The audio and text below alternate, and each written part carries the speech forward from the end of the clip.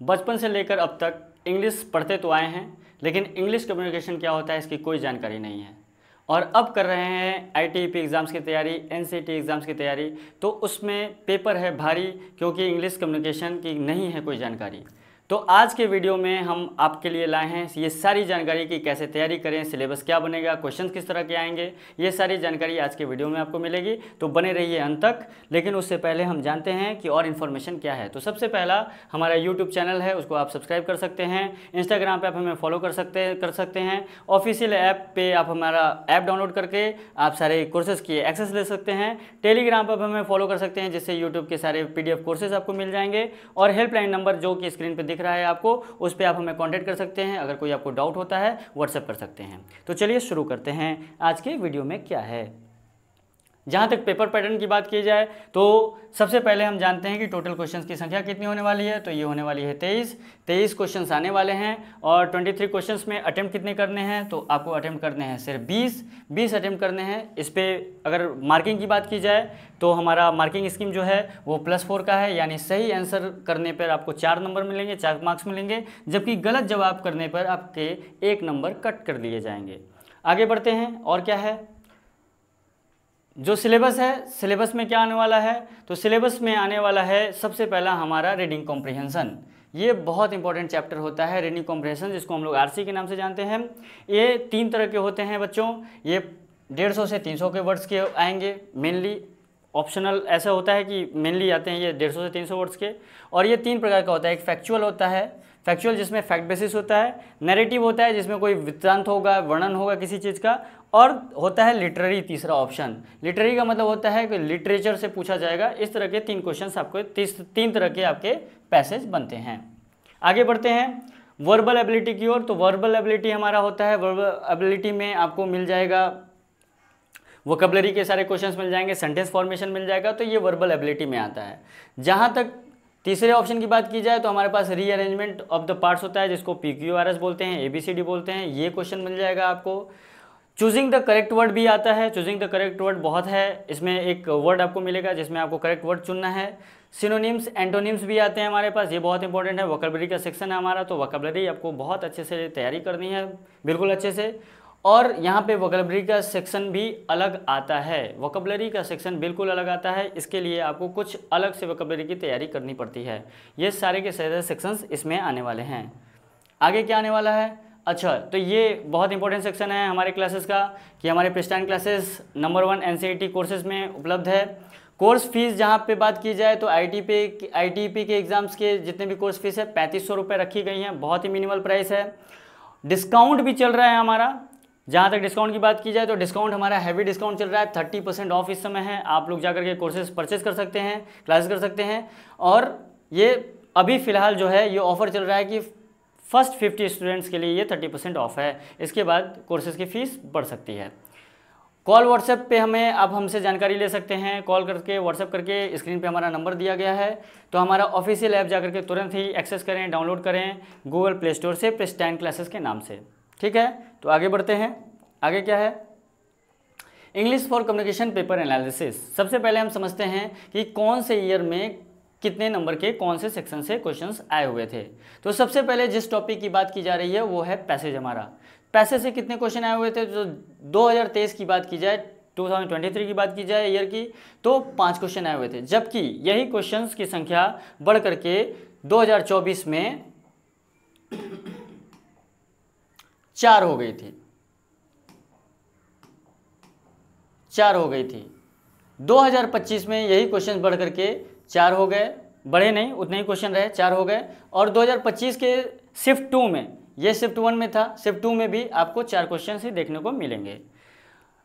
Active voice passive voice की जहाँ तक बात की जाती है तो 2023 में सिर्फ एक ही क्वेश्चन आया हुआ था। 2024 में आपने देखा, अगर आप देखेंगे तो पेपर में सिर्फ एक ही क्वेश्चन पाएंगे। 2025 के शिफ्ट 1 में 2 क्वेश्चन आया हुआ था और 2025 के शिफ्ट 2 में भी 2 क्वेश्चन आया हुआ था। अब आगे बढ़ते हैं रीअरेंजमेंट की तरफ। रीअरेंजमेंट सेक्शन जो हमारा बहुत इंपॉर्टेंट सेक्शन है, जिसको हम लोग PQRS के नाम से जानते हैं। 2023 में इस सेक्शन से एक भी क्वेश्चन नहीं आया था, जबकि 2024 में 2 क्वेश्चंस की संख्या यहाँ पर थी। 2025 के शिफ्ट 1 में भी कोई क्वेश्चन नहीं आया हुआ था PQRS से, और 2025 के शिफ्ट 2 में भी एक भी क्वेश्चन नहीं आया हुआ था। इसका मतलब ये नहीं है कि आपको तैयारी नहीं करनी है, तैयारी आपको हर सेक्शन की भरपूर तरीके से करनी है। जहाँ तक नरेशन की बात की जाए, नरेशन हमारा जो टॉपिक है इंपॉर्टेंट टॉपिक है, बट 2023 में जहाँ तक बात की जाए तो 2023 में हमारे पास एक भी क्वेश्चन नहीं था, जबकि 2024 में इनकी संख्या 2 थी। 2025 के शिफ्ट 1 की बात की जाए या शिफ्ट 2 की बात की जाए, कोई भी क्वेश्चंस इससे पूछे नहीं गए थे। तो आपको ध्यान देना है कि क्वेश्चन पूछे नहीं जाने का मतलब ये नहीं है कि अगली बार क्वेश्चंस नहीं आएंगे, आएंगे जरूर आ सकते हैं। आपको हर सेक्शन की बिल्कुल अच्छे से तैयारी करनी है। आगे बढ़ते हैं, अगला टॉपिक हमारा है सिनोनिम्स का। सिनोनिम्स की बात की जाए तो 2023 में सिर्फ एक ही क्वेश्चन बना था, 2024 में एक भी क्वेश्चन नहीं आया था, लेकिन 2023 में क्वेश्चन एक बना था। 2025 के शिफ्ट 1 की बात की जाए तो एक क्वेश्चन, और 2025 के शिफ्ट 2 में ही एक ही क्वेश्चन बना था। एक एक क्वेश्चन दोनों शिफ्ट में आए हुए थे। एंटोनिम्स की बात की जाए, ये हमारा टॉपिक बहुत इंपॉर्टेंट है, एंटोनिम्स। जहाँ तक एंटोनिम्स की बात की जाए तो 2023 और 2024 दोनों सालों में, दोनों वर्षों में एक भी क्वेश्चन इससे पूछा नहीं गया था, एक भी क्वेश्चन नहीं आया था। जबकि 2025 के शिफ्ट 1 में एक क्वेश्चन बना हुआ था, और 2025 के शिफ्ट 2 में भी एक ही क्वेश्चन बना हुआ था। लेकिन इसका ये मतलब नहीं है कि आप तैयारी अपनी हल्की कर दें, क्योंकि एक एक क्वेश्चन से बूंद बूंद से घड़ा पड़ता है, और इस तैयारी को आप छोटे छोटे तैयारियों से करके छोटे छोटे स्टेप से आप आगे बढ़ सकते हैं। जहाँ तक अगले टॉपिक्स की बात की जाए तो हमारा ट्रांसफॉर्मेशन आता है। ट्रांसफॉर्मेशन में 2023 साल में एक ही क्वेश्चन आया हुआ था, 2024 में वो संख्या भी बिल्कुल 0 हो गई थी, यानी एक भी क्वेश्चन यहाँ नहीं था। 2025 के शिफ्ट 1 की बात की जाए तो एक भी क्वेश्चन नहीं था, और शिफ्ट 2 में भी 2025 साल में ही एक भी क्वेश्चन नहीं आया हुआ था। अब आगे बढ़ते हैं फ्रेजल वर्ब की तरफ। ये बड़ा इंपॉर्टेंट टॉपिक है। इस इंपॉर्टेंट टॉपिक से 2023 में एक क्वेश्चन पूछा गया था, जबकि 2024 में ये संख्या बढ़कर के 2 हो गई थी। 2025 के शिफ्ट 1 में एक भी क्वेश्चन नहीं आया था, और शिफ्ट 2 में 2025 वाले साल में भी कोई भी क्वेश्चन नहीं आया था। तो आपको तैयारी रखनी है पूरी, क्वेश्चंस आते हैं नहीं आते हैं ये पेपर के ऊपर है। आगे बढ़ते हैं, अगला टॉपिक है, टॉपिक बड़े वाइड हैं और बड़े ही क्लासिफाइड हैं। तो आपको ये ध्यान रखना है कि टॉपिक को पकड़ के चलना है। तो अगला टॉपिक जो हमारा है वो क्लॉज है। क्लॉजेज जो आप पढ़ते हैं, 3 तरह के क्लॉजेज होते हैं। तो क्लॉजेज जो हैं, ये क्लॉजेज से 2023 में 2 क्वेश्चन बना हुआ था, जबकि 2024 में एक भी क्वेश्चन नहीं आया हुआ है। 2025 के शिफ्ट 1 में भी एक क्वेश्चन भी नहीं आया हुआ है, और शिफ्ट 2 में भी एक भी क्वेश्चन नहीं बना था। इडियम्स फ्रेजेस की बात की जाए तो 2023 में 2 क्वेश्चन बना हुआ था, जबकि 2024 में सिर्फ एक ही क्वेश्चन आया हुआ था। अब करंट ईयर की 2025 के शिफ्ट 1 की बात की जाए तो एक क्वेश्चन आया हुआ था, जबकि शिफ्ट 2 में भी एक ही क्वेश्चन बना हुआ था। लेकिन इडियम्स फ्रेजेस बहुत इंपॉर्टेंट चैप्टर है और बहुत अच्छे से तैयारी करनी होती है। जहाँ तक वन वर्ड सब्स्टिट्यूशन की बात की जाए तो 2023 में सिर्फ एक ही क्वेश्चन आया था, जबकि 2024 में बिल्कुल ही गैप हो रखा था, यानी एक भी क्वेश्चन यहाँ पे नहीं दिया गया था। 2025 के शिफ्ट 1 की बात की जाए तो एक क्वेश्चन वन वर्ड सब्स्टिट्यूशन से बना हुआ था, और शिफ्ट 2 में भी एक ही क्वेश्चन बना हुआ था। तो आपको ध्यान रखना है, ये क्वेश्चंस कभी भी आ सकते हैं, किसी भी शिफ्ट में आ सकते हैं, आपको तैयारी प्रॉपर तरीके से करनी है। अगला टॉपिक जो हमारा है वो क्वेश्चन टैग का है।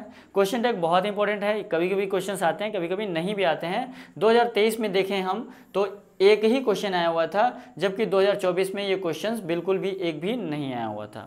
2025 के शिफ्ट 1 की बात की जाए तो एक भी क्वेश्चन नहीं आया हुआ था। 2025 के ही शिफ्ट 2 में भी एक भी क्वेश्चन देखने को हमें नहीं मिला। आगे बढ़ते हैं, आगे कौन सा टॉपिक आता है और कितने क्वेश्चंस आते हैं। तो हमारा जो अगला टॉपिक है वो है पार्ट्स ऑफ स्पीच का। पार्ट्स ऑफ स्पीच में नाउन से लेकर के इंटरजेक्शन तक होता है। 2023 में पार्ट्स ऑफ स्पीच से 3 क्वेश्चंस पूछे गए थे, 3 क्वेश्चंस पूछे गए थे। 2024 में ये संख्या बढ़कर के 6 हो गई थी। और 2025 के शिफ्ट 1 की बात की जाए तो यहाँ एक भी क्वेश्चन नहीं आया हुआ था, और शिफ्ट 2 में भी एक भी क्वेश्चन देखने को नहीं मिला।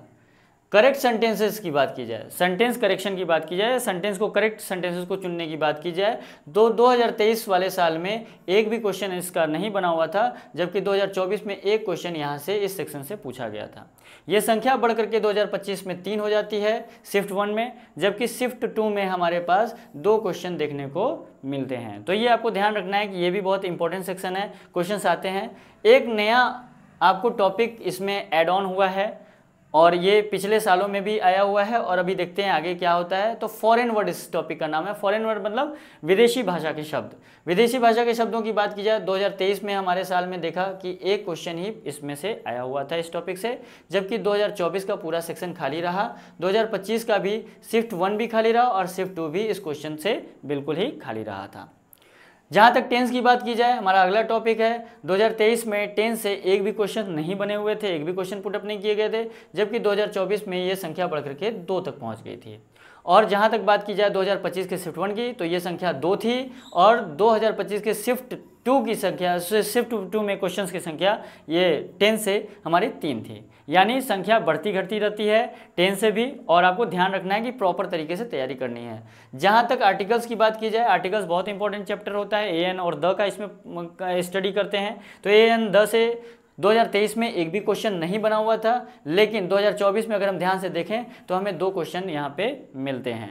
2025 के शिफ्ट 1 में भी एक क्वेश्चन देखने को मिला और 2025 के ही शिफ्ट 2 में भी हमें एक क्वेश्चन देखने को आर्टिकल से मिलता है। तो ये सारे सेक्शन हमारे हैं जिनसे क्वेश्चंस बनते हैं। अब आते हैं क्लोज टेस्ट पे। क्लोज टेस्ट क्या होता है? क्लोज टेस्ट में आपको एरर करेक्शन देखना होता है और बहुत सारी चीज़ें आती है इसमें। पार्टीशन देखने होते हैं, कौन से वर्ड, कौन से सेंटेंस के कौन से पार्ट से कौन सा एरर है, ये सारा कुछ क्लोज टेस्ट में आता है। क्लोज टेस्ट की अगर बात की जाए तो 2023 में और 2024 में ये इससे एक भी क्वेश्चंस नहीं पूछे गए थे।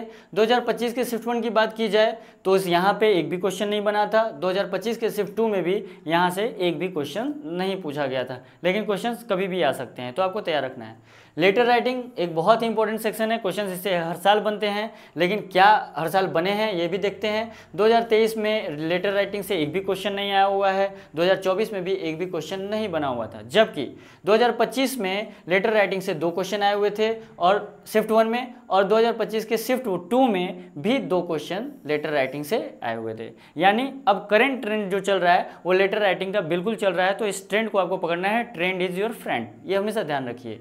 आगे बढ़ते हैं कम्युनिकेशन टॉपिक की तरफ। कम्युनिकेशन हमारा एक नया टॉपिक ऐड हुआ है, तो इसमें जहाँ तक बात की जाए 2023 में, चूंकि नया ऐड हुआ है तो 2023 में एक भी क्वेश्चन देखने को नहीं मिला।